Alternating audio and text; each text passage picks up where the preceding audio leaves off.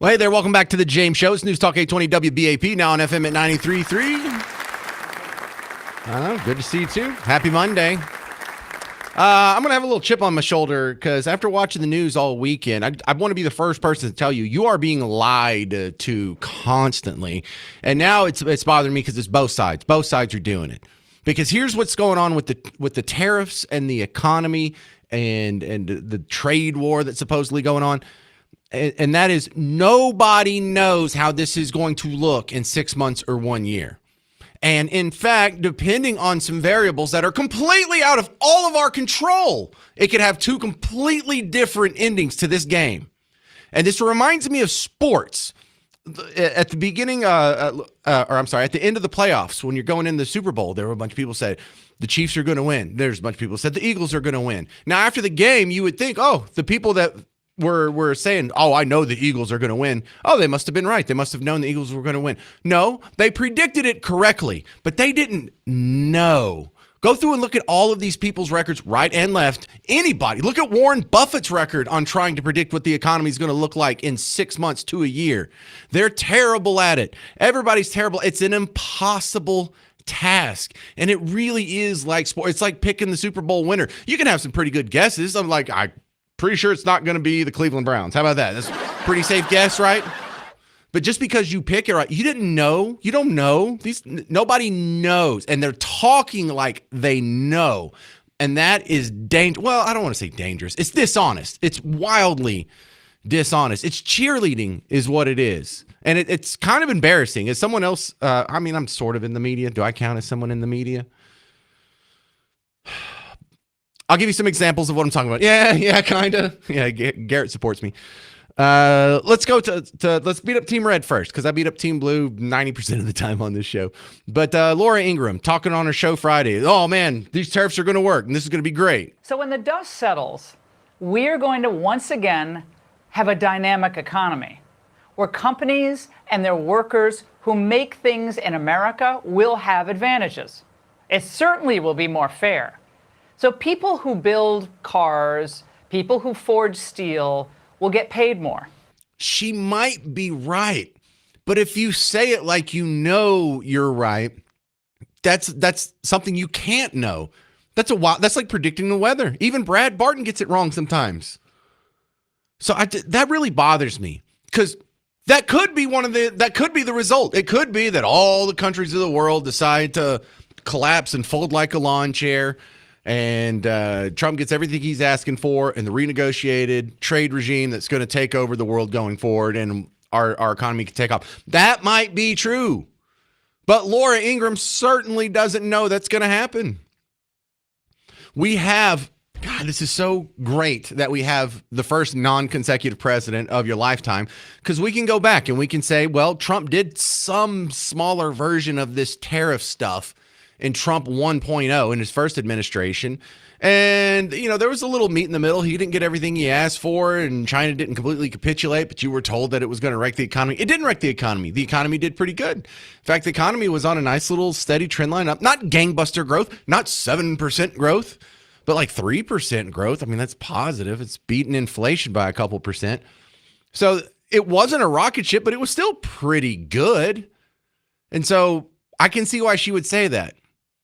But that's not right to tell people that that's what's going to happen.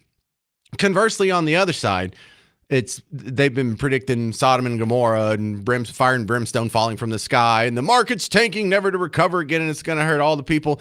And David Brooks, the air quotes conservative columnist at New York Times, says this is the dumbest policy ever. Yeah, I think this is going to be, I think it's literally the dumbest domestic policy of my lifetime. Of all the policies. Did you hear that right? They usually have. Yeah, I think this is going to be, I think it's literally the dumbest domestic policy of my lifetime. Really? Not the COVID response, not the vaccine mandates, not the mask mandates that were proven by the Cochrane study to be absolutely worthless, not the locking down schools, not making kids miss 2 years of their crucial education. Not all the hundreds of thousands of businesses and restaurants that had to close. Not all the hundreds of thousands, if not millions of people that lost their job and lost their livelihood. Not for all the soldiers and pilots that lost their job. No. The tariff, the dumbest policy in his lifetime. Really? You can't think of anything else. You can't conjure up any other thing that's happened. So here's where the truth is. It's going to be somewhere in the middle between the two extremes. Rocket ship growth to the moon and the dumbest policy of the lifetime that we're all going to regret. Okay, we all can kind of guess that in 6 months to a year from now, we're going to be somewhere in the middle. But these people are talking like they know. And then look what happened to the market today. It opened up down. It made up most of it. And it might actually finish a little bit in the green. It's actually been in the green a couple of times today. In the green, like red to green for you people who don't follow this. So we're not doing too bad. It seems the stock market has at least stopped its slide. Right now, the Dow's down 500 points, but it opened like 1,200 points down. And then actually went to positive territory for a minute and then just ducked back down to 500 below. The market doesn't even know what it's doing in the middle of its own day in one Monday. It was like, well, I think we're going to be negative. Oh, I think things are going to be looking pretty good. No, I think they're going to be negative again. This is in one day. And if the people that are putting millions, billions, trillions of dollars in the market don't know any better than this, Laura Ingraham doesn't know, David Brooks doesn't know, CNN doesn't know, and they shouldn't be talking like they know. You're freaking a lot of people out. And there is animal spirits in economic activity that can be a self-fulfilling prophecy. You keep telling 330 million Americans that doom is coming around the corner and uncertainty is all, and it's all chaos and expect bad things. And you can cause economies to grind to a halt. You can cause turn downs and you can sort of make people apprehensive and hold on to their money instead of opening that new franchise or hire that new person or I mean, they can just about make it happen. Look at all the people they can get to just come out and gripe on Dealey Plaza on a weekend. Hands off my Medicare. Hands off my Social Security. Not one person has lost their Medicare. Not one person has lost their Social Security. In fact, 9.9 fraudulent Social Security accounts have been eliminated by Doge. But this whole idea that they're just going in and they're stealing money from old people to give tax cuts to billionaires. Stop it. That's not happening. I'm not saying it'll never happen, but it hasn't happened. It's not like Elon Musk saying, okay, let's stop this Social Security check and let's redirect it to my checking account. So people are lying to you on both sides. They don't know. So coming up next, I'm going to tell you what the truth is and what you should be doing. Not panicking like we're about to go into the Great Depression or not celebrating and playing YMCA like we're about to be in a Great Gatsby rocket ship economy. I'll tell you where I'm pretty sure you're going to be going in the next 6 months to a year next. 800-288-9227. I'm James Parker. It's News Talk 820 WBAP, now on FM at 93.3.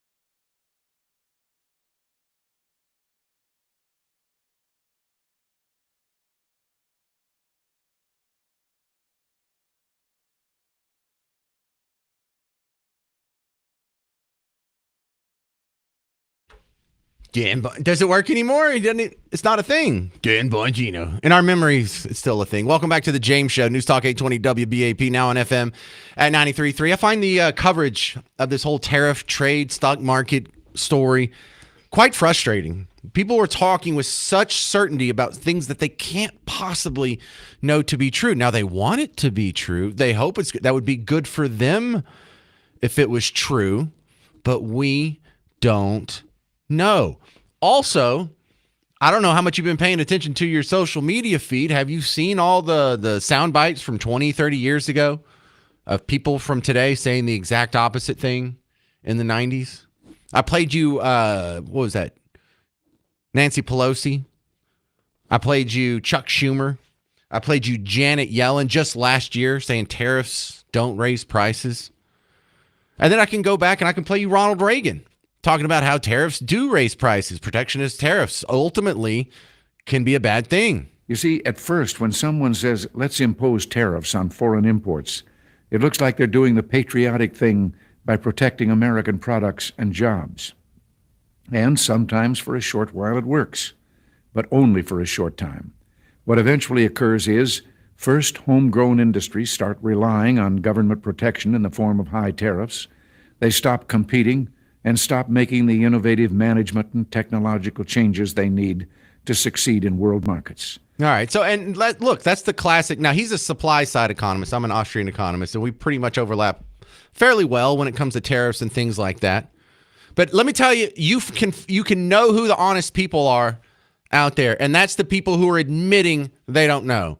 They are admitting, look, tariffs on this level of tariffs going in both directions, import and export, is not good for economic growth or economic well-being in the long term. Period, point blank, end of story. However, if this is just creating a pain point as a negotiation tactic in order to negotiate new trade agreements, then this will work. This will be good. This will be fantastic for the economy. The tariffs themselves won't, but the negotiations that result from the pain caused by the tariffs will. So and my idea is tariffs are still bad. There's a consistency there.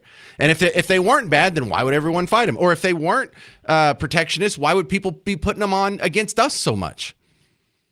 But there's also, some people don't want to tell you that they don't know because they think that's like a position of weakness. Oh, I know what I'm talking about. Maybe you just don't know what you're talking about, but I know how this works out. No, you don't. For another thing you need to start doing is start self-evaluating. If you listen to this, I'm talking to you as an individual. If you are unhappy with the way your 401k, your IRA, your stock portfolio or whatever performed in the last month, a big part of that means there's something wrong with you. You are not invested properly. You have accepted too much risk into your portfolio. You are probably overweighted in stocks. Maybe you need to mix in bonds or annuities or some other vehicles, throw stuff in cash. But there's like, I've worked on those financial shows, like some of them you hear on the weekends or whatnot. Well, I was on one that was on 6 days a week for like 11 years. And so I had to talk about this all the time. And what all financial advisors do that I've ever talked with and interviewed, they all give their clients a risk survey.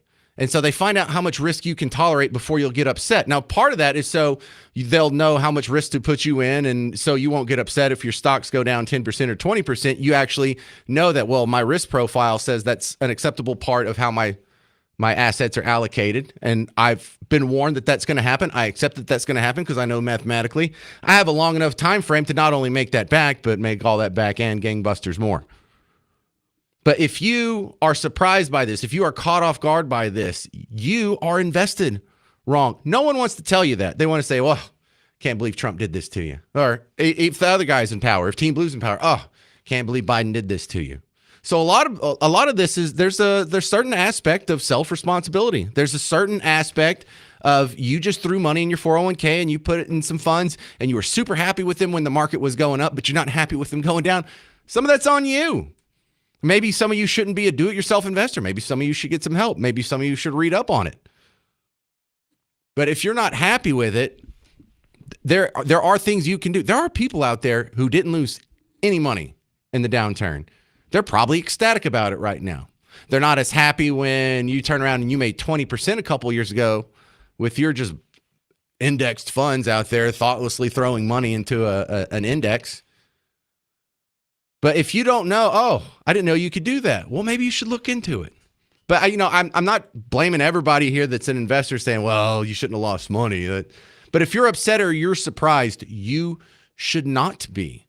This happens quite a bit. Or maybe you just haven't been paying attention. Maybe you've just been taught to be outraged because your stocks were down from 2021 until about the middle of 2023. If you had put money in the market at the summer of 2021, you would have been underwater through all the rest of 2021, all of 2022, and a big chunk of 2023. Was there big hooting and hollering and headlines? Were people getting crushed, pension funds getting crushed? Any of that? Any of the headlines you see now? Anybody have a microphone put in front of their face? Tell me how awful this is. No. The media isn't any more trustworthy when it comes to the stock market than they are with Jussie Smollett. The media is not any more trustworthy when it comes to your 401k and your IRA than they are with any of the other hoaxes that you've seen floating around. Hunter Biden's laptop. The inflation is transitory. Remember that? Right before it went to 9%. So that's where I stand with that. 800-288-9227. 800-288-9227. We have some positive news already happening. I mean, the market hadn't closed yet. Market's going to close in about an hour. And right now, it's not really that far down. I mean, the Dow's down about 500 points. S&P's down 30 points. So they started way down. They started down a good 3% today, and they've got it down to about 1% negative. So we may be really close to the bottom of the canyon here. This may just be a pause point before we go another 5-10% down.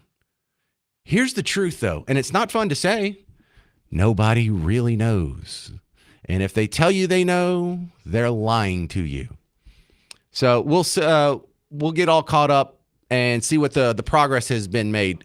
Kevin Hassett, one of the economic advisors to the president, did an interesting interview this weekend where he said more than 50 countries have not only called, they're already negotiating lower tariffs.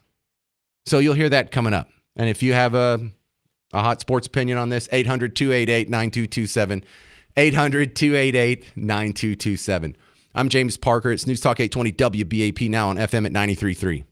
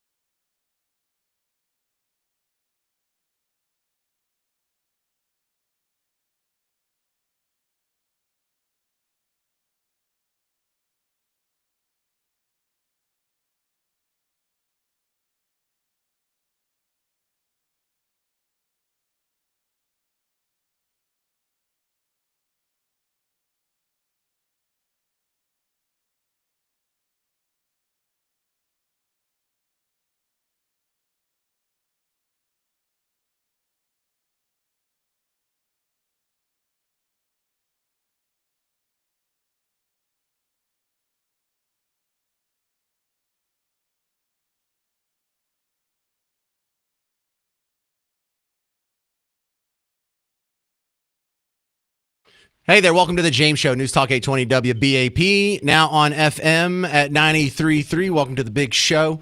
If you have any hot economic opinions, 800-288-9227, 800-288-9227. We're talking about the top story of the day is the economy, what's happening with your IRA and 401k. And look, let me address some comments that are already floating in here. I'm already getting emails, james@wbap.com, and Facebook messages. And who is this? Smacky over here on YouTube. I don't think his Christian name is Smacky, but this is what we have to go with. He says, bruh, you're describing maybe 10% of your listeners. Millennials don't have 401ks. Gen X is broke.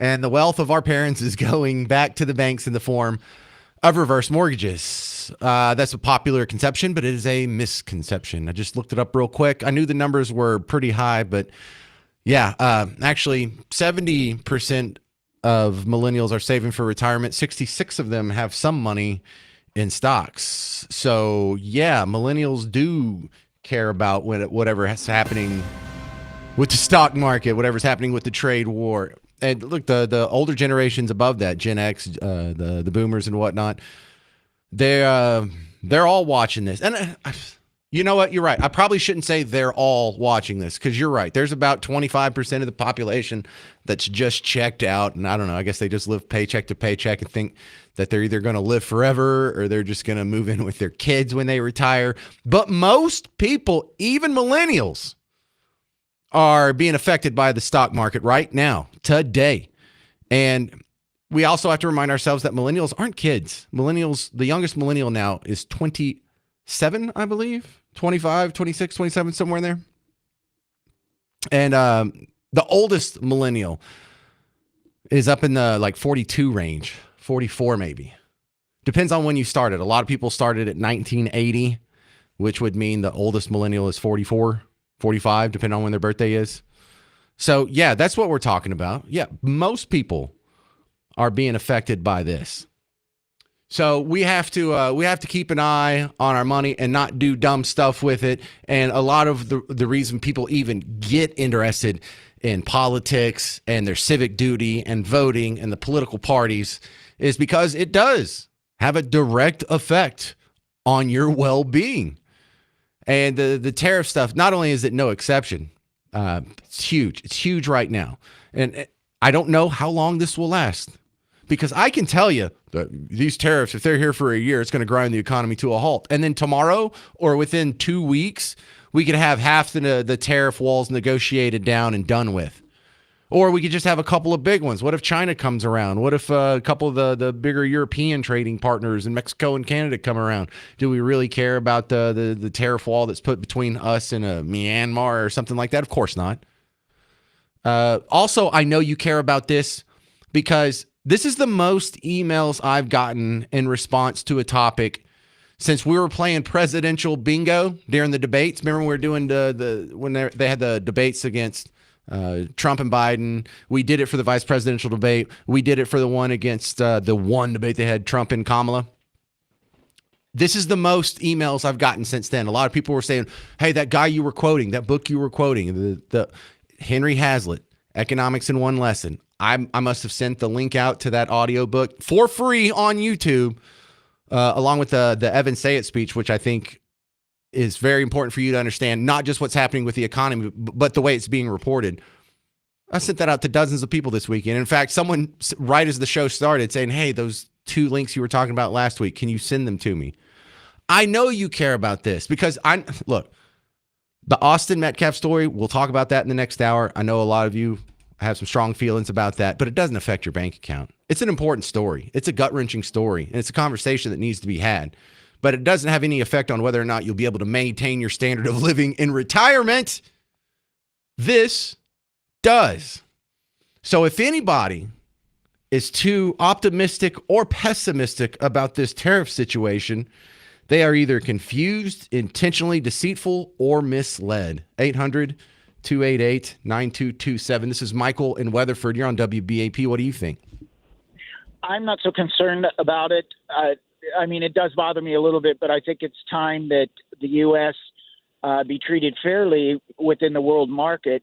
I'm getting ready to retire. I'm going to have 2 pensions and a 401k. So not all of my money is stuck in a 401k, and I know that it's going to bounce back. It always does. So I'm not as concerned about it.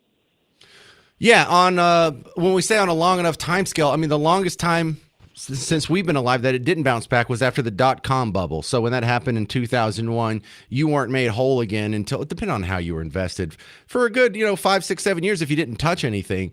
That's the worst as it got. Now, is that considered as like the low watermark for the worst economy of your lifetime?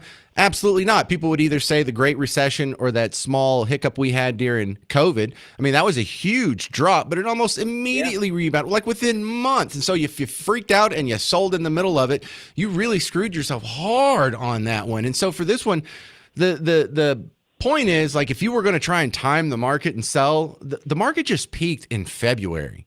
It was the greatest, highest stock market we ever had. And if you don't get a whole lot of gangbusters reporting when it's at the all-time high of all time and the greatest economy ever, but you only get reporting on it when it drops, well, then now we have a problem with the media. Now we have a problem with they're so biased that it even affects their financial reporting. And I think we've all can kind of accept, yeah, they're that big of hacks that they would do that. Yeah, I agree. I mean, I'm not making any changes to my 401k. I haven't in well, it's too late. Never made- If you haven't yet, it's too late now. You don't wait until it's already down 20% and make changes. No, Yeah. and I'm not going to. I'm just going to ride it out because in the end, it always rides out. Right. Worst case scenario, even if it does grind economic, and thank you, Michael and Weatherford, even if it does grind economic activity to a halt or even go negative and we have a recession, that'll crush Trump and the Republicans in the midterms. Democrats will swarm back in and we can resume the same status quo that we had before that. So even worst case scenario, this is temporary. So even if everything they're saying on MSNBC and CNN is true, that this is the worst, like David Brooks, this is the worst domestic policy of my lifetime. Oh, really? Even if that's true, it's temporary. You shouldn't freak out. It is easily recovered and reinstated. Right, David? Yeah, I think this is going to be, well, I think it's literally the dumbest domestic policy of my lifetime. That's it. The dumbest ever. Got it. Don't anybody says that, don't take them seriously. That's just embarrassing. After what we saw with COVID, or you could go pick through your lifetime. We've had dumber issues. I'm not going to ask for that, but you can just think of them in your own head. Weapons of mass destruction, things like that. Well, we've had a lot of dumber policies than trying to do reciprocal tariffs. Not even reciprocal, just halfway reciprocal tariffs on people that have been hosing us for decades. 800-288-9227. Coming up next, we're going to talk about a specific group of people. If you are getting a divorce or have been divorced, this market is doubly affecting you, especially if you're over the age of 50. We'll have an expert to talk about gray divorce coming up next on The James Show. I'm James Parker. It's News Talk 820 WBAP, now on FM at 93.3.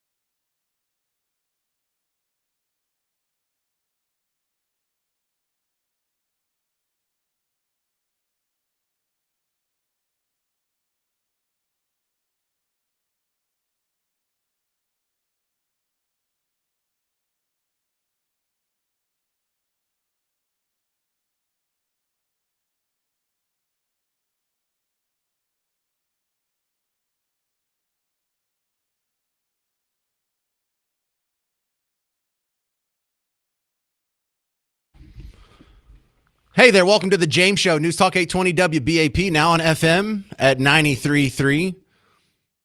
So another thing that could just economically destroy you is a divorce. Marco Brown's on the James Show. He's an expert in such things. Welcome, Marco Brown.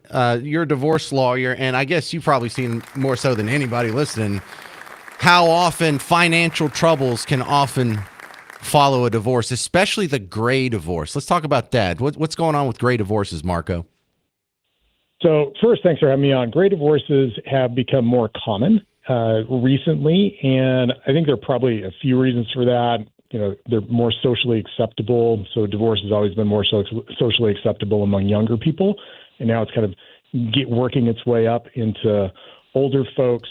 But yeah, they are absolutely economically devastating. One of the reasons, though, that I think they're becoming more common is that women are now making more money than they ever have. So they're reliant less and less on their husbands. And they have more of a sense of independence, which means that when they're just dissatisfied with the relationship, they're out, right? And they file more often. Yeah, and I was going to say that the first thing that comes to my mind, obviously I haven't been through a gray divorce. I hadn't even watched anyone really do it. My parents are still married, and so is my wife's. But the first thing I would think about, because I've seen some of my friends who are under 50 get divorced, is immediately the same amount of income has to support two households.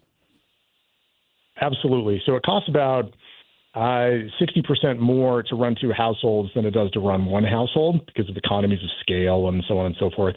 So yeah, you have the same amount of money and it's like 60% more expensive. And I don't know anybody out there that can do that sort of stuff anymore. I mean, COVID raised the price of everything so much that it's insane. So like I said, it's an absolute economic train wreck for in divorce. Well, do you recommend people stay together just for the finances? I tend to recommend people stay together unless they absolutely can't, right? Unless there's domestic violence going on or sexual violence, something like that. People, I think, tend to give up a little too early on their divorce. I'd much rather have them pay therapists and whatnot than pay me for their divorce. But look, if they're out, they shouldn't just stay together for the finances. I don't think that's probably a good way to go. Yeah, the old roommate situation kind of breaks your heart that these people who used to be all about it can now just can't even be in the same room as each other. What do you think? You said financial independence is a big push there. What do you think you could do to maybe slow down a couple that's splitting apart that late in life? Is there any way you can reverse the sort of wandering in different directions?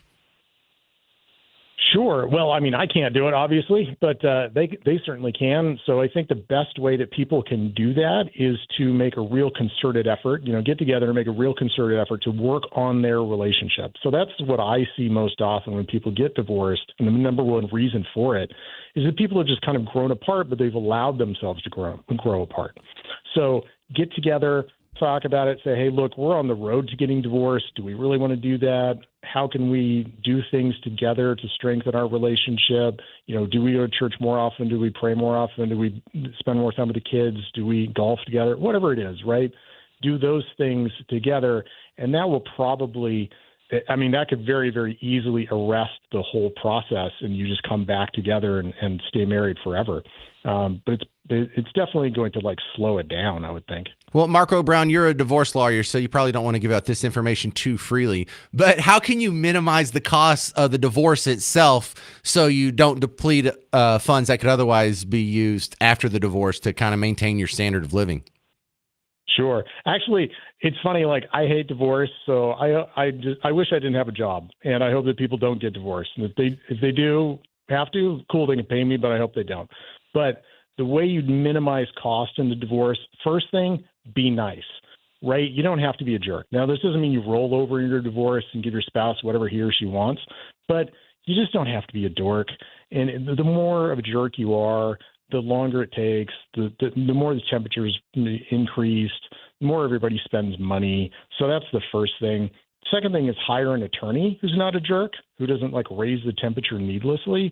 Because if you get one of those, you can be in tens and tens of thousands of extra dollars. There's absolutely no reason to do that. So don't hire a jerk attorney. I've always heard you want to get a jerk attorney. You want a pit bull to go in there and wreck shop. Oh, I hear that so much.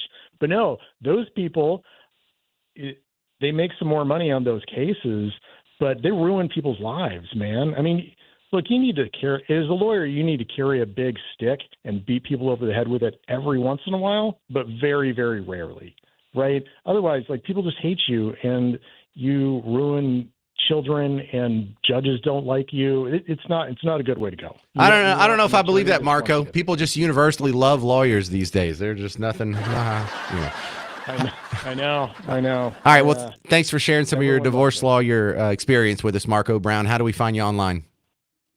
You can just Google Marco Brown attorney and I'll pop up. Thank you very much, Marco Brown. Appreciate it. Talking about the gray divorce. Hope you kids can work those things out, though. Coming up next, yes, we'll get to the Austin Metcalf story. It was talked about heavily on Team Red media this weekend and ignored as much as possible by Team Blue. But you'll hear Jason Whitlock challenge to media to stop this lie of omission coming up next on The James Show. News Talk 820 WBAP, now on FM at 93.3.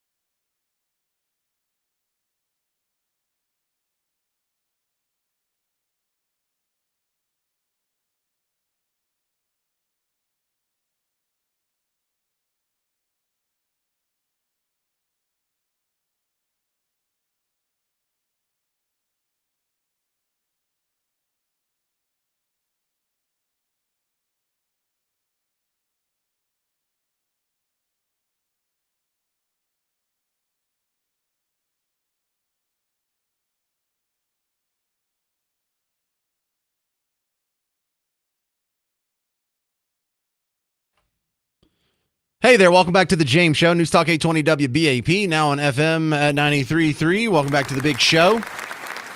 We were talking about gray divorces. We'll talk about the Austin Metcalf, not necessarily the act itself, the killing itself, but now the response to it. We have to talk about that coming up next. After Catherine in Greenville, you're on WBAP. What's your thoughts? You were calling on the gray divorce?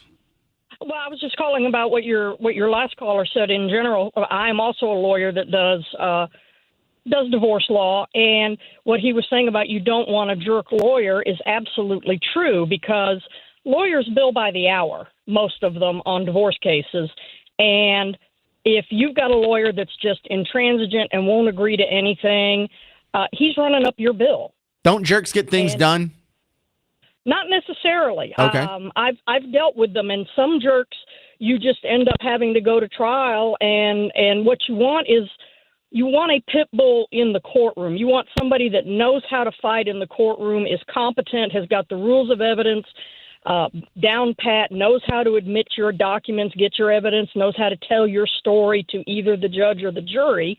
But what you don't want is somebody that is just unreasonable and says no, no, no. Or, and this is what a lot of clients don't understand, lawyers have an ethical duty not to needlessly multiply or increase the litigation. You know, you're supposed to work in your client's best interest, and sometimes that means telling your client that something they want isn't reasonable or isn't feasible under the state of the law. And a lot of lawyers won't do that. They just take themselves as, I'm the hired gun for the client, whatever the client wants, I'm going to go for it. Okay, And that's Catherine not in in Greenville, in one sentence, how do you know if you're getting a jerk or not? If they promise you that they can get you everything you want. Great answer. Thank you very much. Good stuff. I like your addition to the topic there, Catherine, because I really feel for people if you're going through a gray divorce, man. That things must really be bad if y'all been together this long and now you're calling it off. All right, I want to turn your attention here to something that do you know who Jason Whitlock is? He started in the sports media, and he's still in the sports media, but he comments about a lot of political stuff. Maybe you've seen him pop up on The Blaze every once in a while. But here he is making a connection that I think a lot of people were making over the weekend, because this was all over your social media feed if you didn't put your phone down this weekend, where we talk about the stabbing of the high school kid at the track meet in Frisco. And Jason Whitlock was just asking some of his colleagues in the sports media if they're going to acknowledge this or treat it the same way as others. Will anybody in the sports media world talk about this? Will any of the Cowboys treat Austin Metcalf the way the Cowboys treated George Floyd, taking a knee all over the place? What's more of a tragedy? George Floyd overdosing on fentanyl under the knee of Derek Chauvin, or this 17-year-old boy, honor roll student, devout Christian, stabbed in the heart at a track meet? But these idolatrous, or these idols that have been installed in our culture, let's see if they have a word to say about this. I don't think they will, because we've seen this before. Do you remember the shows I was doing a year and a half ago about the kid Ethan Liming? Nope. The 17-year-old, I believe, high school football player in Akron, Ohio, who got beaten up and killed in the parking lot of LeBron James's I Promise school. Everybody goes deathly silent when the white kid with the promising future gets killed by young black men. The boys that killed Ethan Lyman, they got 18 months in prison. They were found not guilty of involuntary manslaughter. A dispute over someone shooting water pellets at these two young black boys turns into the death of Ethan Liming. Well, I was on the radio doing the James Show last year when that was all going down, and I don't remember that story. Jason Whitlock just told me something I didn't know. You mean to tell me like this kind of thing happens under the radar and the national media never picks it up? That's so weird. So I know you noticed there was a little more coverage of some of these other deaths, these interracial, questionable motive, questionable use of force deaths, Trayvon Martin, George Floyd, the shooting of Jacob Blake, but not Austin Metcalf. Ask yourself why. Media, if you're one of the platforms that was upset about Trayvon or George Floyd or Jacob Blake, but not Austin Metcalf, ask yourself why. Because a lie of omission is still a lie. Why do you omit the stories that fit the narrative, but include and trumpet like a volcano the ones that do fit the narrative? Ask yourself, not you, but media platforms, have you ever trumpeted a story for months on end like you did for Michael Brown or Eric Garner or even Daniel Penny? Ask if the roles are reversed. Or not even roles reversed. Have you ever highlighted a black on black killing like you did for Trayvon? Because I've come on this show on a regular basis and we've kind of lamented these little blurbs that show up on DallasNews.com or WFAA.com where some 16-year-old in Balk Springs is found with gunshot wounds and he's dead. No outrage over that. No unnecessary use of force. No national media attention. No. Why not? Why not? Why do some killings get wall-to-wall coverage so much so that you can inflame the passions of a chunk of America to go burn down their local downtowns, to go block highways, to go block airports, to go block the street, to throw bricks through windows and get a free pair of Nike Dunks? Why is that? What is the metric by which you choose which stories get trumpeted and which ones get buried? And listen, I want to make double sure here because there's a lot of local media that listens to this show. I am not talking about the local media. As much criticism as I've had for the Dallas Morning News, this is not. I'm not talking about you. You're fine on this one. You're cool. You're cool. You're cool. You're cool. National media, you're not cool. So why is that? Jason Whitlock has a pretty good idea, but also I saw the comments. People were asking these questions, and a common reply to that was, "Well, that involved racism, so it's different." The George Floyd killing involved racism. That's what you were told. But what evidence do you have that there was any racial animus, any racial hatred, antipathy, just any acknowledgement of race in the whole thing? Did Derek Chauvin use a racial slur? Did Derek Chauvin, was he a couple days earlier in a different situation with a white guy and did something different? Was there any mention of the guy's race? Or was it just inferred on the situation because one was white and one was black? So why do you infer race on the George Floyd killing, but not this one? Why? And I'm not talking to you, nice person listening. I'm talking to these media outlets. What about all the other 16-year-olds that are being shot and killed? No, nothing. And so what you saw over this weekend is a lot of Team Red media was talking about the Austin Metcalf story.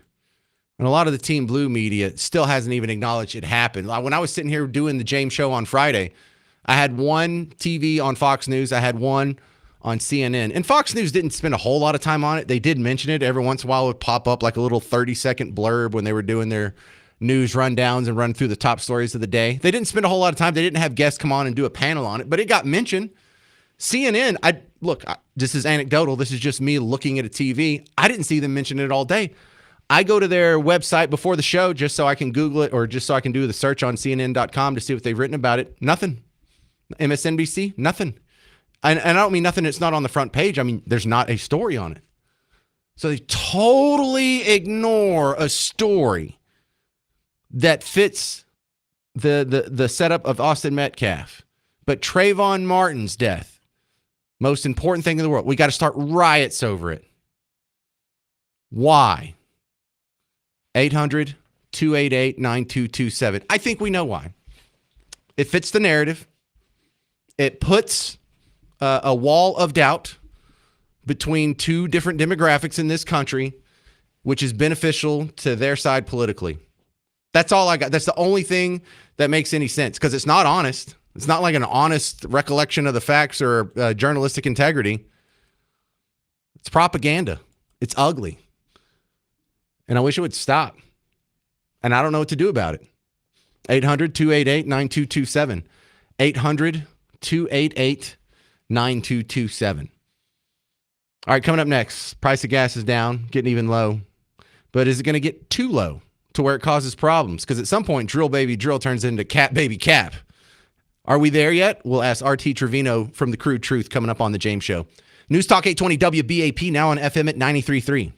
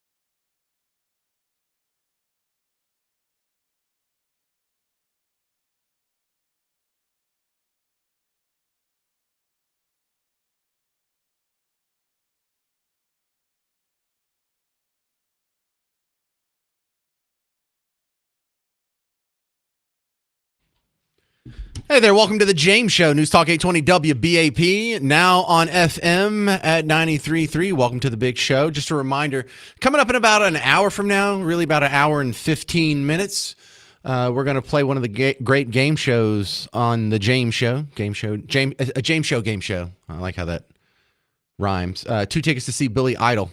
They're going to be at he's going to be at Dickies Arena on May 7th with Joan Jett and the Blackhearts. Now, I know that makes your little Gen X heart flutter. Woo! Billy Idol and Joan Jett. So, yeah, I'm going to give away a pair of tickets in about an hour and 15 minutes.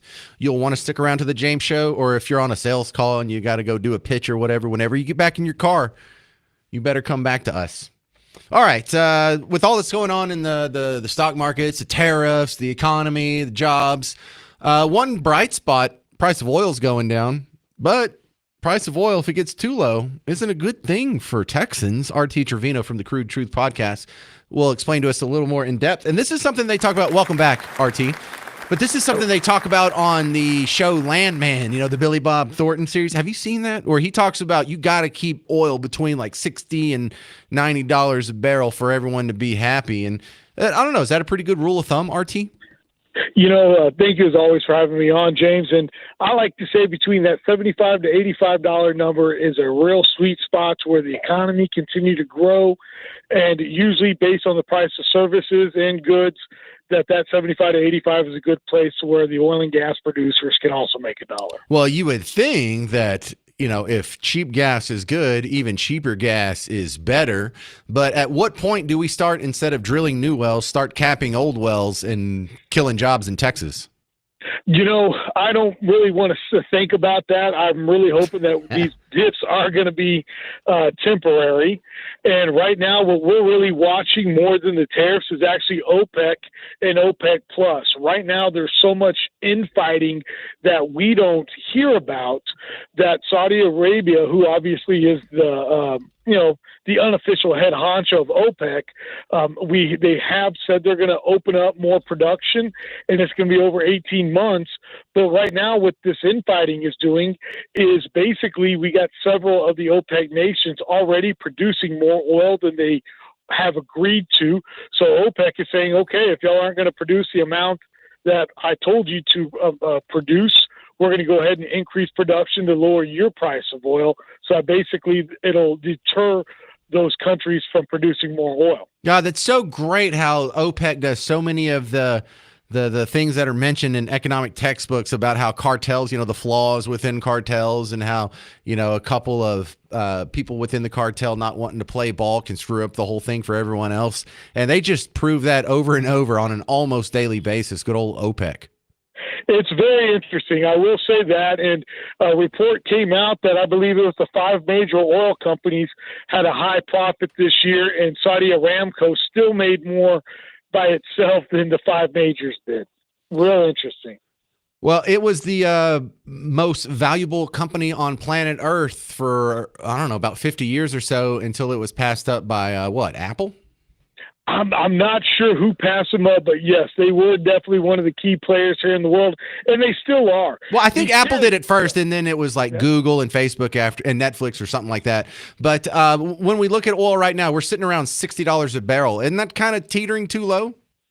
It definitely is much lower than we would like. However, what we will expect with these lower prices is probably for the Strategic Petroleum Reserve to be filled, which will obviously then incentivize us to get back to producing, because once we know that those are filled up, we'll have a little bit more security. But also, transportation costs are going to go down for the end consumer. And right now with this tariff battle, obviously, at some point, we will start to see those and throw it in our back pocket that the lower gas prices will at least lower those transportation costs. Is the oil industry being affected by the tariff war? I've seen they've been exempted. Like, I think they got exempted with the Canada tariffs and some other countries. Is this affecting y'all? We will see it, obviously, for Chinese steel and for other places that we get some of our products from.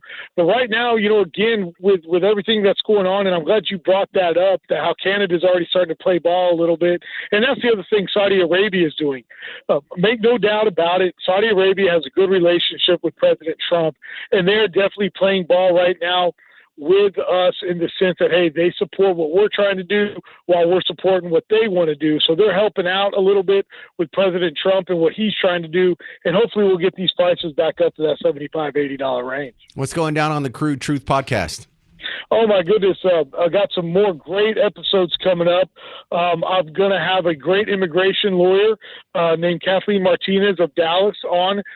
She is there just working for all these immigrants that are coming in legal and illegally, and that'll be amazing because we're going to hear the crude truth about that. But then also I've got another wonderful lady named Teresa Lusk coming on, who is definitely a Latina for Trump, and we're going to talk about why so many Hispanics voted for Trump this time around. Interesting. All right. RT Trevino, the Crude Truth podcast. Appreciate it, sir. Thank you. He also works at Pecos Country Energy for you oil patch guys. Y'all probably all know each other. All right. What do you think about that? Coming up next, we're going to get back into the news here and talk not specifically about the tariff situation, but about the economy as a whole. And I'm going to tell you where I think you can find quite a bit of optimism next on The James Show. I'm James Parker. It's News Talk 820 WBAP, now on FM at 93.3.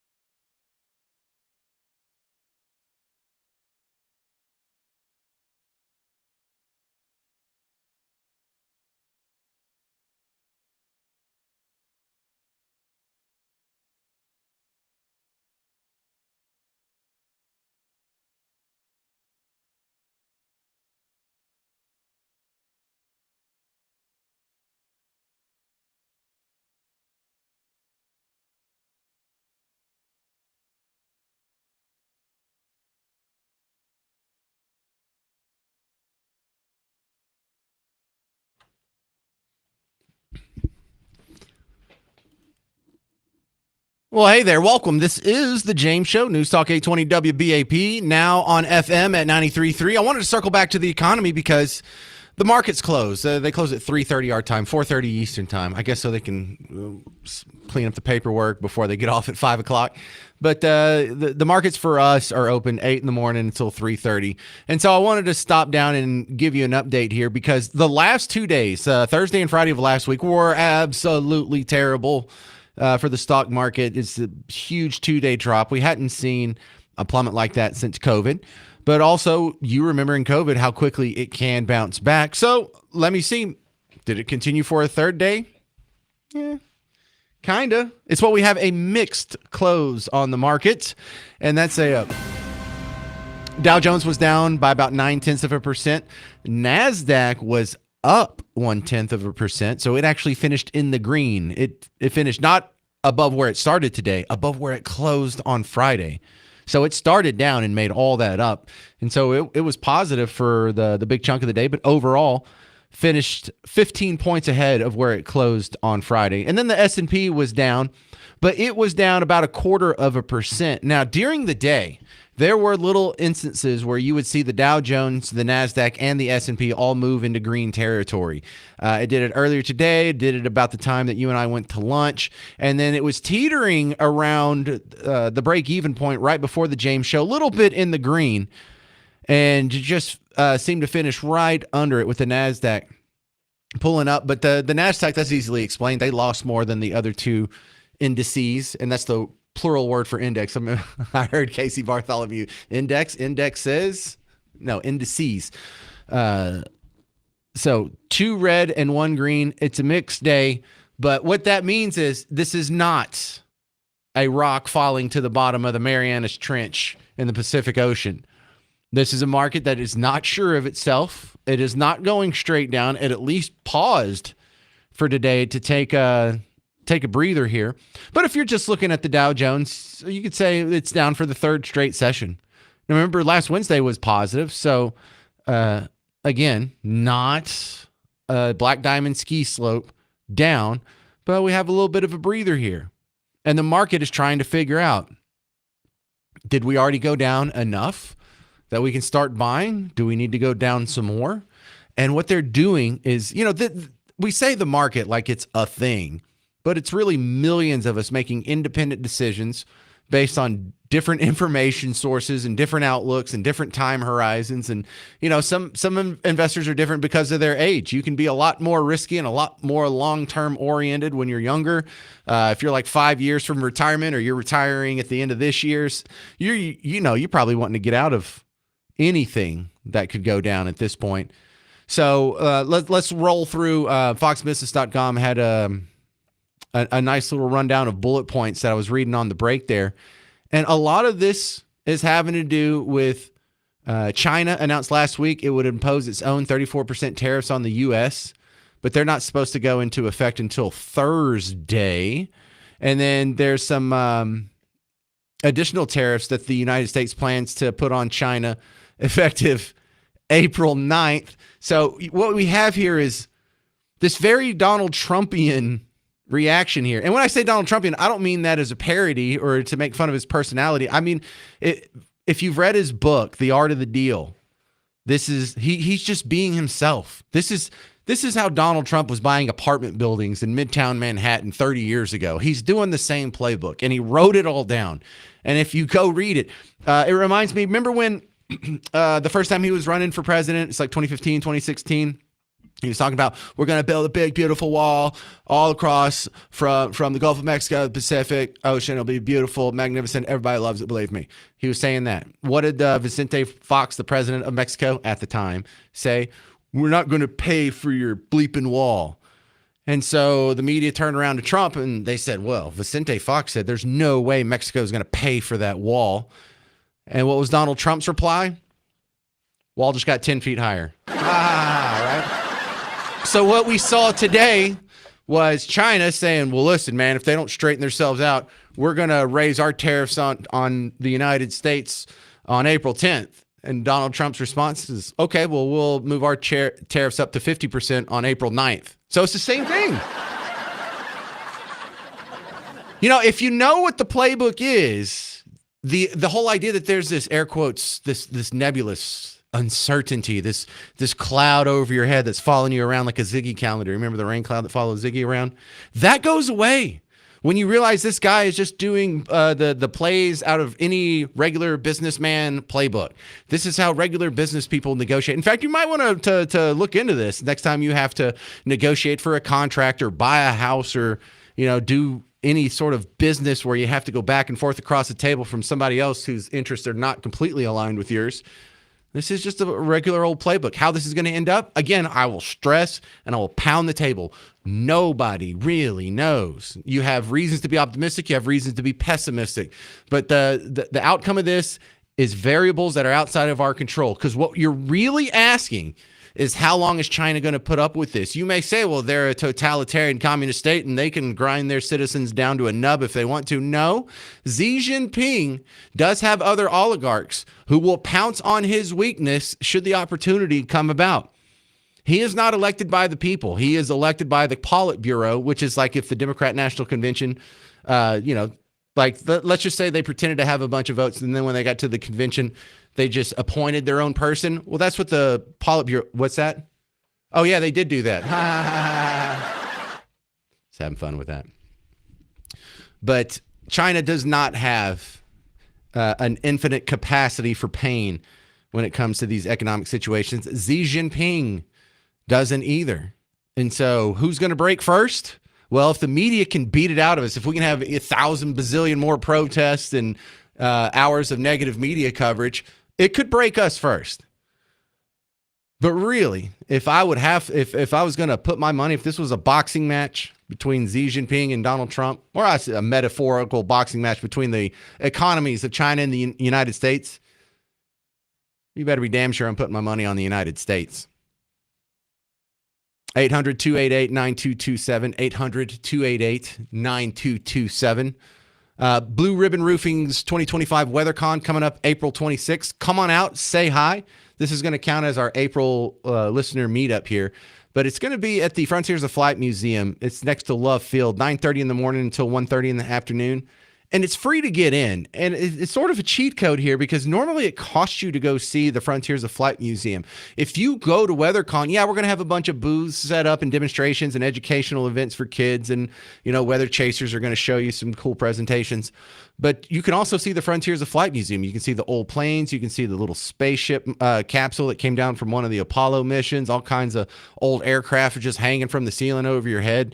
It's a scene, man, and it's absolutely free. So come on out. It's great for the kiddos, great for if you're into storm chasing or weather or science, or you just want to meet some of your favorite people from WBAP. Blue Ribbon Roofing's 2025 WeatherCon, April 26th. Coming up next, you having trouble affording health care? You worried about it? What can we do about that? We'll talk about it next on The James Show. It's News Talk 820 WBAP, now on FM at 93.3.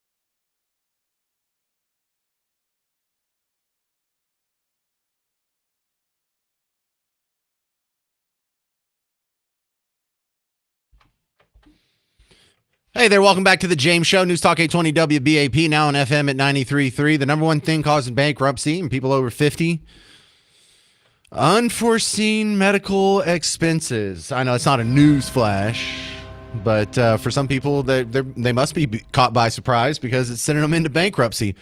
Well, are the tariffs helping or hurting that? The trade wars, are they going to make that harder? This new economic regime we're under, is that going to help or hurt?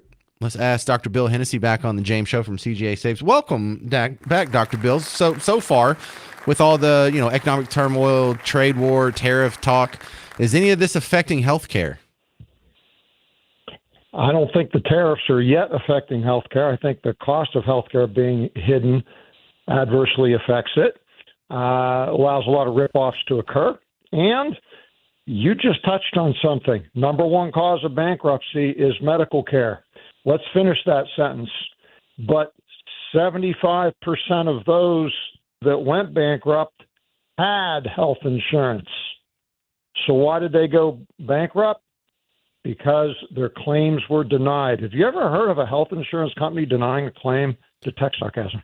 Yeah, we all got that one. In fact, there was a CEO that may have been murdered over such a thing. So even if you have health care insurance, you still go bankrupt. What do you do about that, Bill? Well, we don't want you to go bankrupt, so let's take some measures. First of all, you try to reverse the health insurance company denial. The way I like to back them in a corner is let's say United Healthcare denied a claim. Not a stretch there. Then I would take the United Healthcare specialist. Let's say it's a heart surgeon. I would get that surgeon to write a couple sentence letter stating the care is medically necessary. We take the medically necessary letter and give it to United in an appeal saying your own heart doctor in your United network that you approved said the care is medically necessary. You better approve this care because otherwise you're going to be facing a bad faith lawsuit and you have a lot of liability. And now you back them in a quarter and they don't like risk. Now, hardly anybody does what I just said. Yeah, I didn't know that existed. Yeah, so you can appeal it. You can appeal it, and you can also request a peer-to-peer review. So if you need something done by a brain surgeon, you'd want your brain surgeon to speak to a United Healthcare brain surgeon. So request a peer-to-peer review, create an appeal, get your doctor to be on board with it. Go ahead. Offer your doctor $100 just to write a 2-sentence letter. His or her time's valuable. Just show that you care about your doctor, and they'll likely write you the letter. So let's get the appeal or the denial overturned by appeal or peer-to-peer review and use the terms medically necessary. One more nice other thing to do is 100 million people under the Affordable Care Act, IRS 501R. It's a nonprofit hospitals have to give back free and discounted care. So if you're making between 30 and 80 grand a year, most of you are going to be entitled to free hospital care. You would have to speak to the financial counselor of the hospital and ask for an application. Now, the hospitals are supposed to do this automatically, but they don't. The administrators just aren't as caring as doctors and nurses is what I found. Mm-hmm. But there's a whole bunch of people that would qualify for free care. They just don't know it.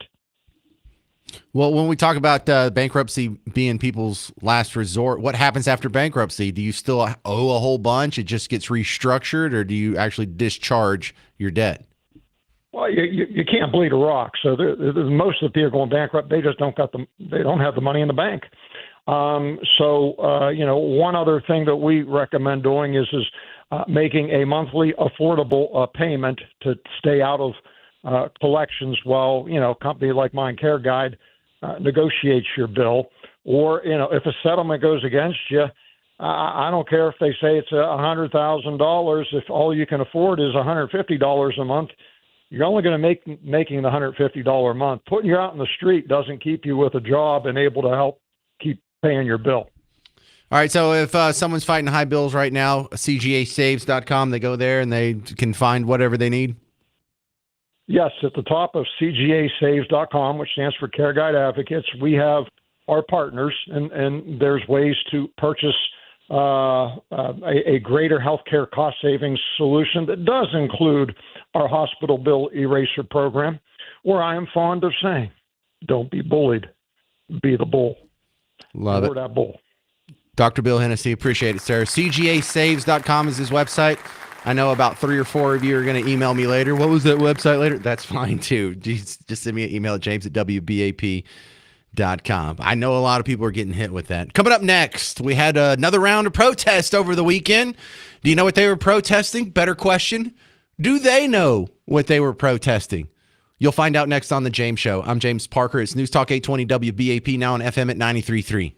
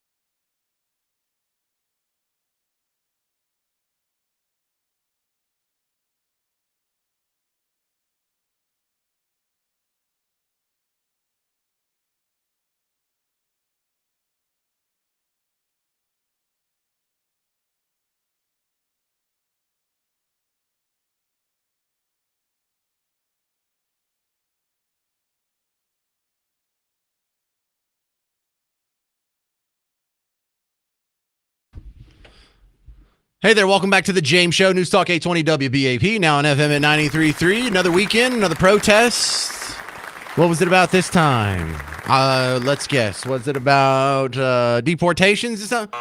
No, it wasn't about ICE. Well, was it about Doge? Were we trying to free Palestine? Were we vandalizing Tesla dealerships? Oh, this one was about Social Security and Medicare. Oh, yeah, because that's what all the cool kids were worried about. Social Security and Medicare. It's called the Hands Off protest. Now, I had a little bit of heads up on this because I've gone ahead and taken it's adorable. You should do this too. I've taken the step of jumping into their spaces and getting on a bunch of their mailing lists and joining their Facebook groups and getting a bunch of alerts and their Reddit groups and whatnot. And so, have you heard of Indivisible? Do you know what I'm talking about? Indivisible with the capital I? Indivisible is one of these, community organizing groups, these Organizing for America or whatever, that was behind this protest. And this was called the Hands Off protest. If you don't know Indivisible, I've heard reports that they're funded by George Soros. Oh my God, that's so scary. But look, if you go sign up for updates and you see that they have like the signs, the 50, the hands off, and the O has like the red slash through it. And then you go look at the media coverage and there's people in 1,200 different locations, all protesting the same theme with some of the same signs. I mean, could it even be possible that 1,200 different locations just decided to pick the same theme without some level of organization and some level of funding? These are not grassroots protests. Just the media coverage of this is just as pathetic as it is of the economy here. But of course there's a level of organization. Of course this is AstroTurf. Of course, and I'm not saying everybody that went out, the millions of people that filled the streets, all in cities all across America, of course not all of them were paid. Not half of them were paid. Probably not even 10% of them were paid. But there are organizers that are paid, and I've met them. I've gone to, and I didn't go this weekend, but I've been in talk radio for 22 years doing this stuff, almost 23 now. And when you go out and you try and get audio of these people, especially if you look like me, I mean, I'm a middle-aged white guy. I'm the last person they trust or want to talk to. And I'm not wearing a tie-dye shirt, and I don't have stinky white guy dreads. I mean, I look like what I am. Very stereotypical if you meet me. But you'll be talking to people and just getting some great audio. And some other, usually an older white guy, will come up to them and be like, "I'm sorry, please don't talk to them. They're not friendly. They're not friendly media." And they will then follow me around, and anyone I try and talk to, they'll shut it off. So, that's the big reason I don't do this very much. Every once in a while, I'll go do some man on the street stuff. But they block you. Those dudes are paid. They are community organizers. I've sat there and I've been in the crowds watching without a microphone, just walking around with these people. And if anyone has a question, they'll be like, "Ask Rick. Where's Rick? I don't know. Do you need a sign? Ask Rick. He's got the signs." So there are people in charge. This isn't some spontaneous thing where everyone decides to, on the same day, at the same time, in the same place, meet up with the same theme and the same signs at 1,200 different locations. It defies logic.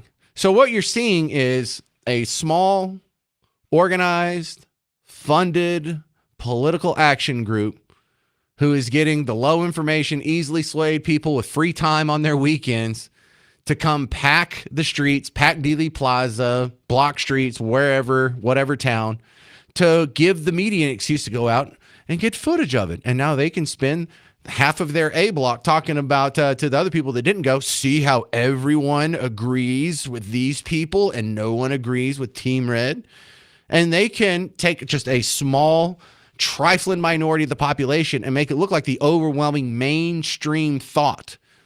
And after COVID that there's about 40% of this population that just does whatever they see on TV.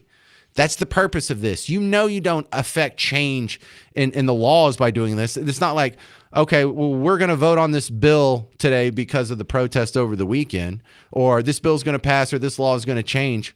It's all PR. It's all, I don't want to say propaganda because that word kind of gets overused. It's all just a PR stunt. But one thing that betrays the AstroTurf nature of this is how so many of the people, when you put a microphone of them, "Hey, what are you protesting?" They don't know.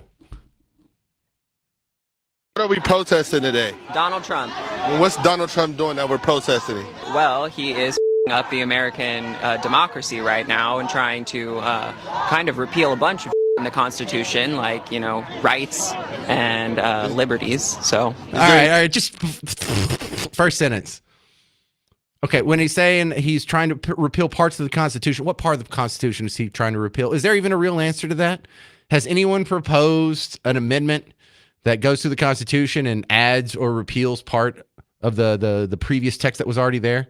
I haven't even seen that proposal. So what's he talking about? And then when he's talking about he's trying to get rid of rights, the only one they can think of is abortion.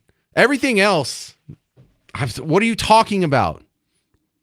You don't even want me to choose my own straw, and you're worried about, they're taking away all our decisions to do stuff. But no, he said it all in the first answer. What do you hear protesting? He just says Donald Trump. That's the real answer. He's protesting that person. He's been trained orange man bad. He is bad. He is no good. I know because my favorite celebrity tells me, my favorite rapper tells me, my favorite actress tells me, my favorite TV show tells me, MSNBC and CNN tell me, and people in most of the local news tell me, and all the cute little girls that I hang out with in this hyper blue bubble on a college campus tell me, and they were all going anyway, so I just want to be like a cool guy and look like I care and know what I'm talking about. But obviously you don't. But I think that exonerates him. This isn't a bad guy. This is a guy that probably has a good heart, that thinks he's helping the world. He just hasn't studied more than 5 seconds on this. He's just a shallow fella. But he's probably a good guy. So let's go over to there was another Tesla vandalism story here where the police chief in, I think this was Bloomington or something, Chief Hodges says, listen, if you are one of these dupes, if you are someone who has been convinced that you're fighting against Nazis and you go scratch up a Tesla or burn a dealership, maybe the real culpability is with the people who are lying to you, kind of like inciting a riot, yelling fire in a crowded theater.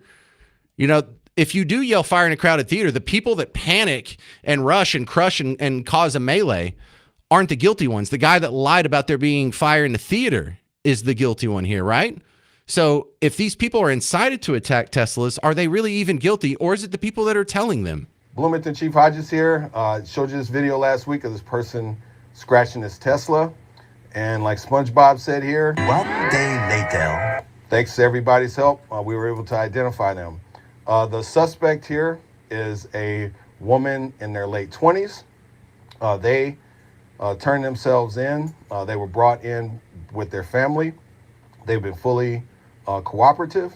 The victim in this case just wanted their car fixed, and they just wanted the suspect to pay for that. Based on the totality of the circumstances here, and along with our core value of being compassionate, this is the best outcome for everybody involved in this case. But let me be clear here. In Bloomington, you probably have never heard me utter these words. The suspect in this case may have been a victim, and I mean victim in terms of the rhetoric that is being spewed out here by some of those in leadership. We need our leaders to start leading and stop feeding this rhetoric. Ooh, let me tell you what I like about that. There's a point to be made there. If there's a riot at a Tesla dealership and a bunch of cars catch fire, who's really at fault here? The people who were incited to riot, or the people that incited the riot? And if you come across on the latter, well then, does that make the media a bunch of people that incite a riot? Does that make anyone who calls Elon Musk literally Hitler guilty of inciting a riot? Maybe. I just don't know where to draw that line, but that actually makes quite a lot of sense here. If I was a lawyer, maybe I could put it down in black and white on where the line is, but we need to pursue this. 800-288-9227. 800-288-9227. I'm James Parker. It's News Talk 820 WBAP, now on FM at 93.3.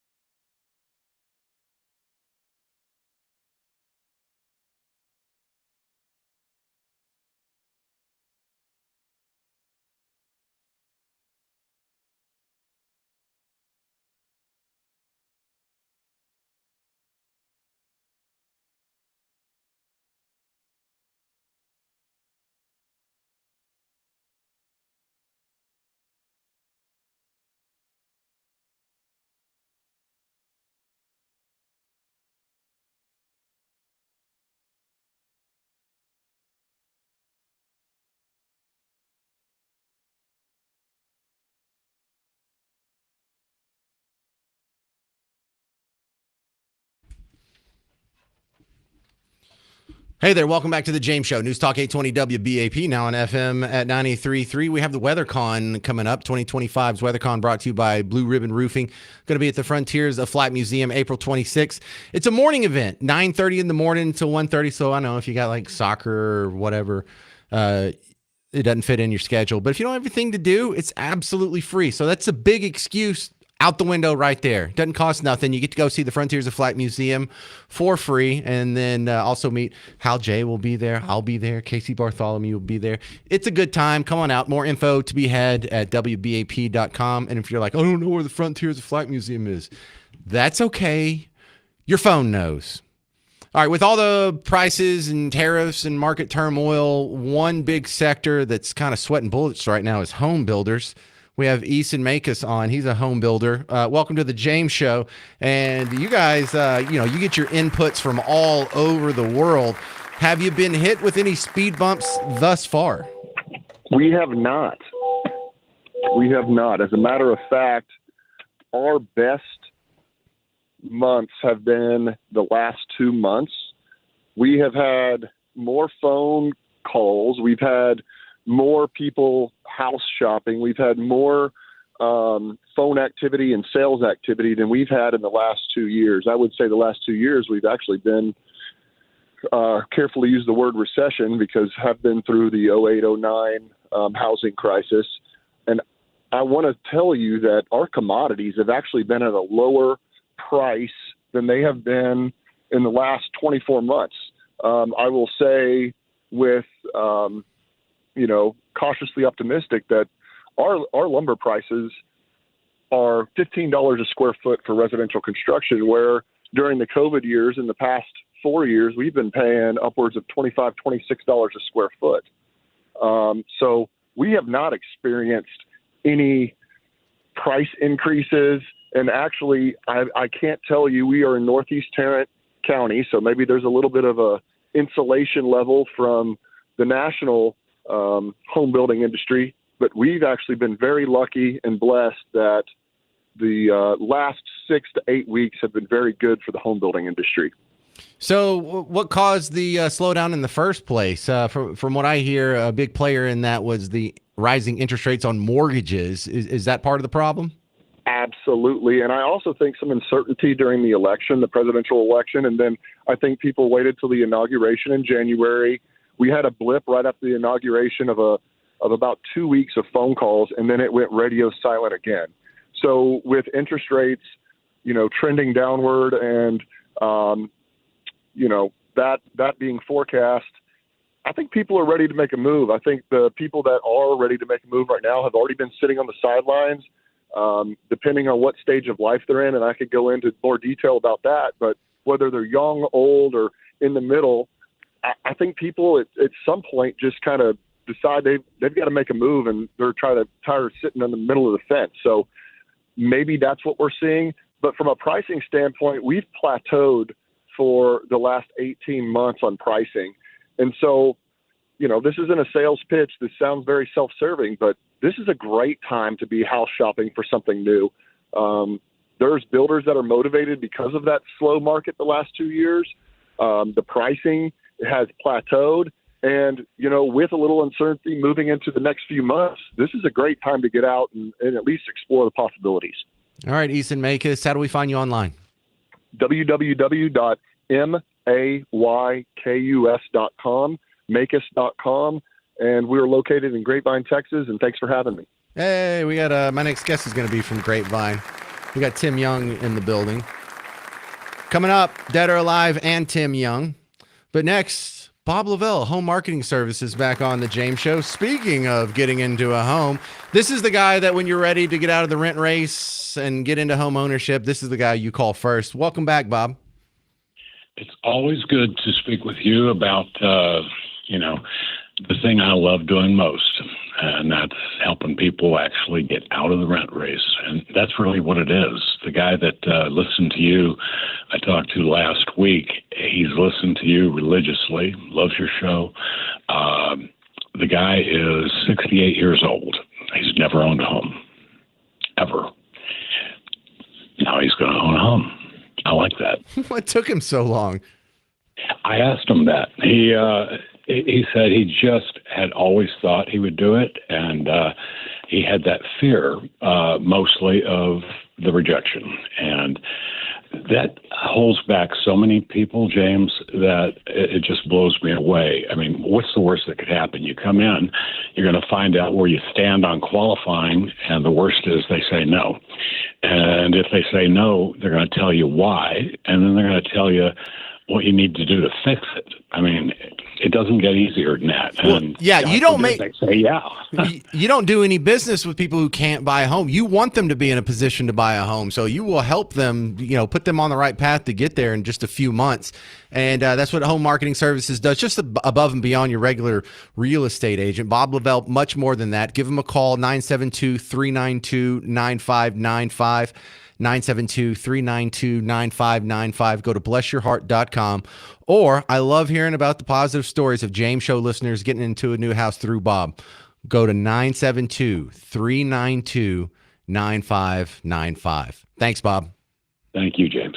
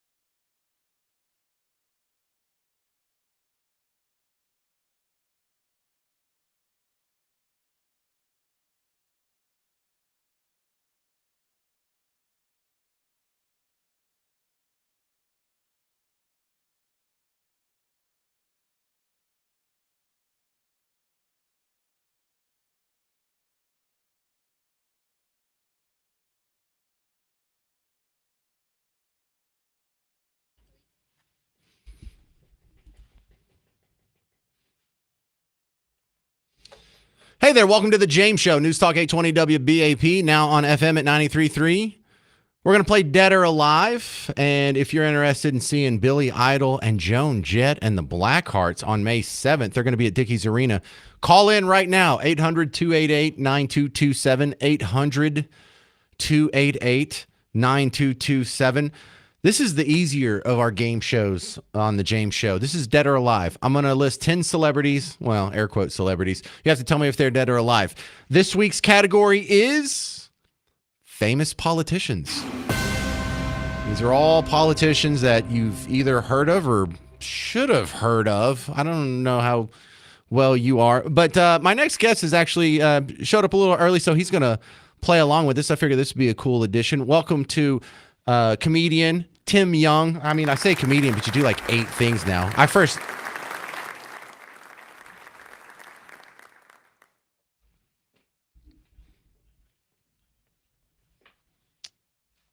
Oh, that's just unfortunate. You're even wearing the Grapevine hat. You're such an advocate for your hometown. But you're with the Heritage Foundation now. I mean, I knew you as a comedian, but I hadn't seen you do comedy in a while. You've been doing, yeah.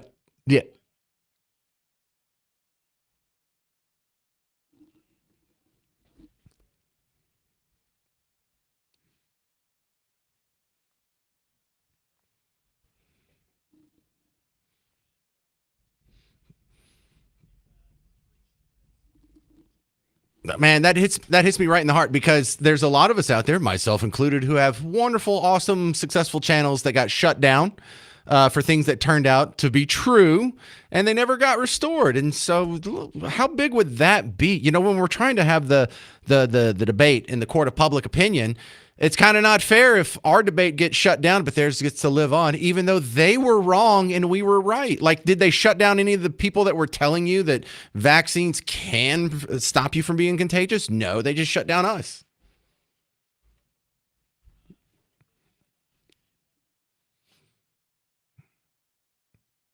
Right. Oh, so many complaints. All right, I look forward to that. Now, when we play Dead or Alive here, I want you to pull out, I don't know if you got a paper or a notepad file or something over there, and just write down your answers, because you might ace this. As a guy who has to watch this more so than the average bear, this might be pretty easy for you. So, well, yeah, I try not to make it too much. Yeah, Jasmine Crockett's not going to be on the list, but no, if you have a pulse, you know, I think even Kay Granger would qualify these days. She's still with us, isn't she?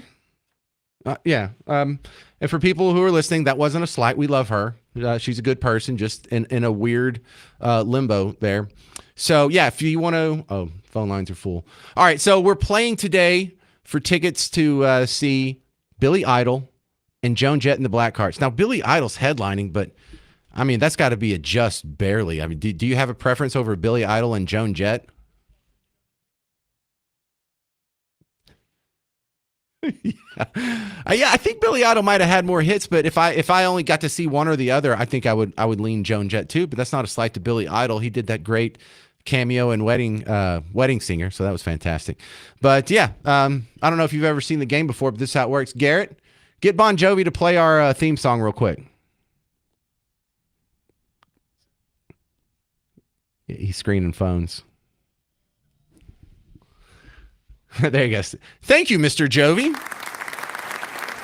Welcome to Dead or Alive on the James Show.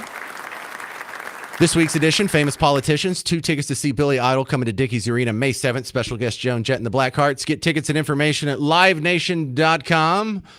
Or some lucky listener is going to get one from the James Show, or get a pair from the James Show right now. Let's start with... I was looking for a grapevine for you, but we don't have one. We'll go to Nancy in Weatherford. You ready to play Dead or Alive? Absolutely. All right. How confident are you in your knowledge of famous politicians? A little bit. All right. That hesitation was very sus. All right, let's start with former governor of Texas, Mark White. Dead or alive? He's dead. He is dead. Well done. Former Senator John McCain, dead or alive? He's dead. Smartest man in Congress, Hank Johnson, dead or alive? He's dead. Dang, lady, I said he's still in Congress. All right, hang on. Don't hang up. Let's go to Terry in Granbury. You're now up. Nancy dropped the ball. Are you ready? I'm ready. Sheila Jackson Lee, the longtime Houston representative, Sheila Jackson Lee, dead or alive? Alive. No, she just died like a month ago. Oh, God. I know. It's that was a tough one because it's recent. We'll just leave that one there. David Capel. That's kind of close to Grapevine. Are you ready? I'm ready. Harry Reid, dead or alive? Dead. He is dead. Died in 2023. His counterpart for a long time in the Senate, Mitch McConnell, dead or alive? Barely alive. Yeah, he's still in office. I thought that was a funny one. Former presidential candidate, then Senator Mitt Romney, dead or alive? Alive. Former congressional VP ticket holder, Joe Lieberman, dead or alive? Dead. That's right, he's dead. Remember John Kerry's running mate? That seems like 100 years ago. Former Vice President Dick Cheney, dead or alive? Alive. Yes, he is. All right, dead in his soul. And finally, Senator from California, Dianne Feinstein, dead or alive? Alive. Oh, dang it. So now it just cycles to Kelly and Kleber. And Kelly and Kleber, you don't have to answer anything. You just have to not hang up on Garrett when he gets your information. Cool. You want these Billy Idol tickets? Yes, sir. Well, that's all you had to do. That's how easy it is.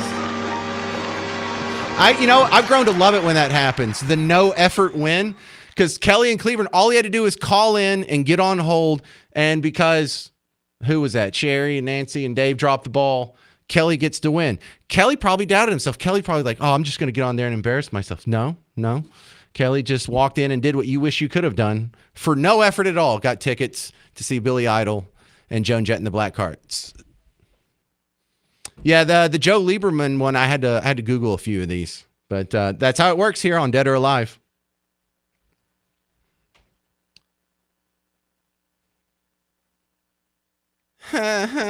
Speaking of Bon Jovi, I watched Young Guns 2 this weekend. It's a fantastic movie.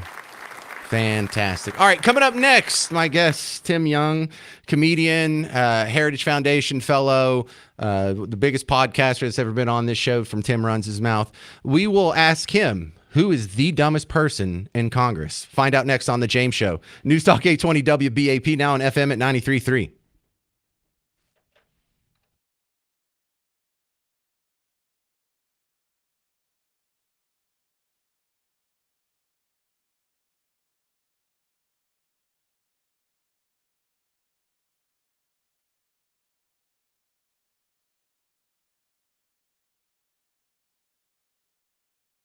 Homeowners, there's a lot of storms over the weekend. I know some of you looked up and you saw one of the scariest things a homeowner can see, a brown spot in your ceiling.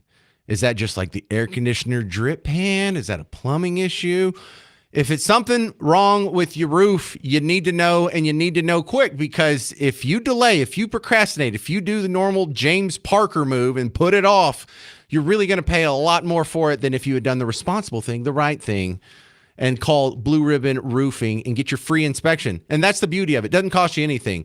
Best case scenario, it's not your roof. It's going to be something else that's pretty cheap to fix. At least you find out. You can high five the guys from Blue Ribbon Roofing and go on and get that thing fixed. But if you delay, there's going to be more water seeping in over the next few storms. This isn't the last rainstorm we're going to have in Texas. It'll get in your walls. It'll get in your insulation. It can mess up your the electricity running through your house.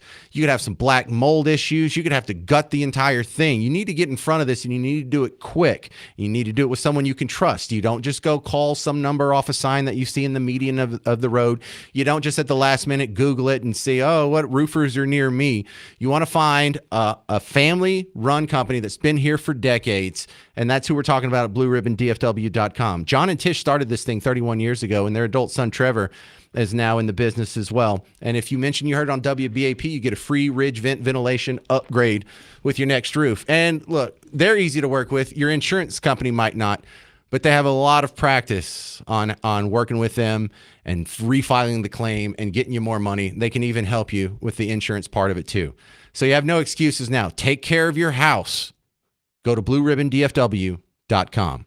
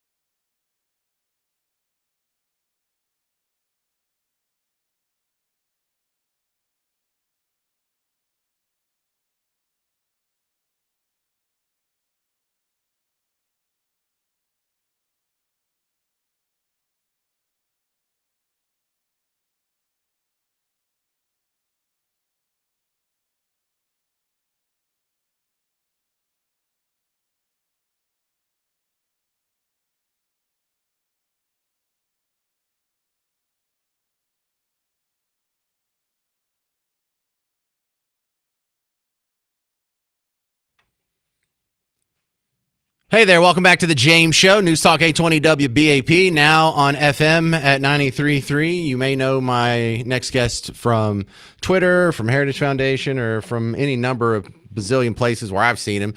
Tim Young's on the James Show. Welcome, Tim. How's it going? All right.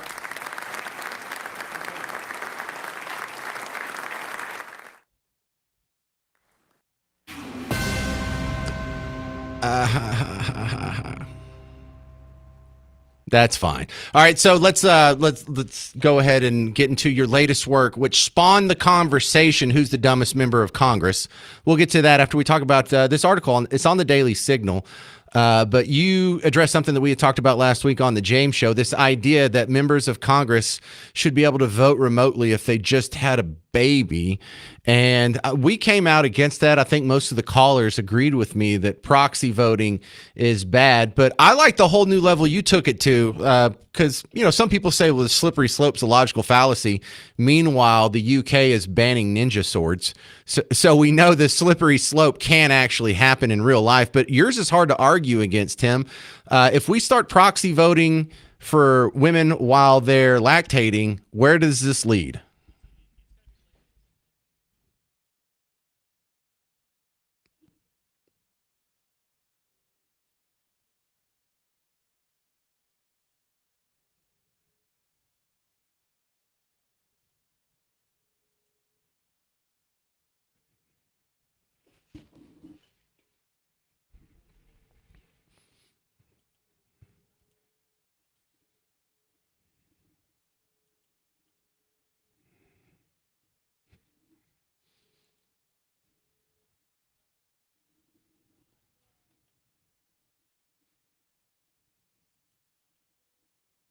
Yeah, and so not only did they not win that, hopefully we're just done with this for at least a generation before people forget that this happened.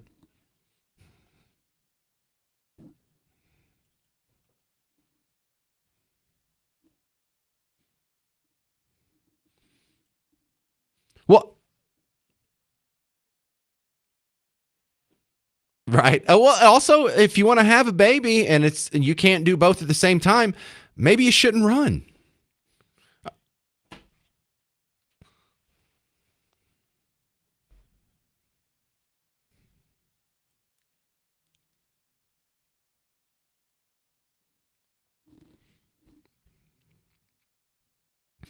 Well, we had that easily devolve into who's the dumbest member of Congress, because one of the people bringing it up, some people may find this controversial, but you said Anna Paulina Luna, a Republican, probably among the dumbest, maybe not the dumbest, but you don't have a whole lot of respect for her intellectual well-being.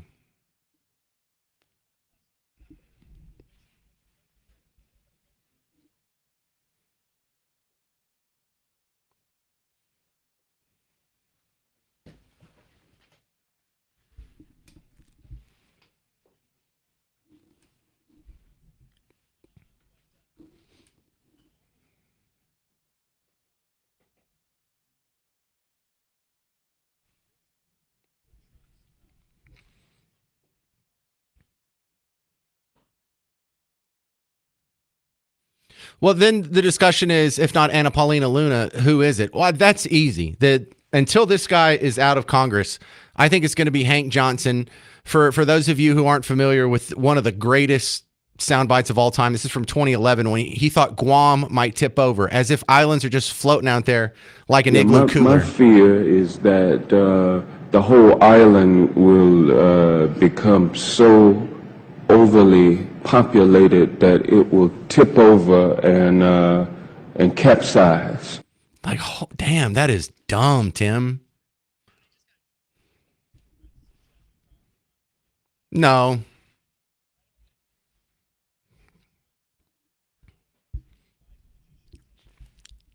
I think that's good advice. Look at how it's catapulted her career. She is probably like the second most famous member of Congress for 2025. Who has done more Sunday shows? Who's done more interviews? Who's been on MSNBC or CNN more than her?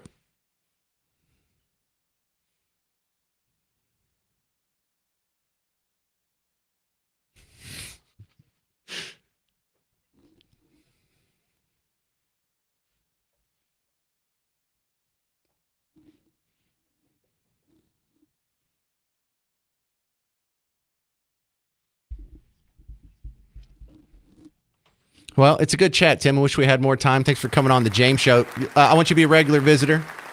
We need more outspoken leadership from the great city of Grapevine. Thank you very much for hanging out on the James Show. Mark Levin's coming up next. If you need more James Show action, come find me on X and Facebook and YouTube and the James Show podcast, WBAP.com, WBAP app. I'm James Parker. This has been the James Show on News Talk 820 WBAP, now on FM at 93.3.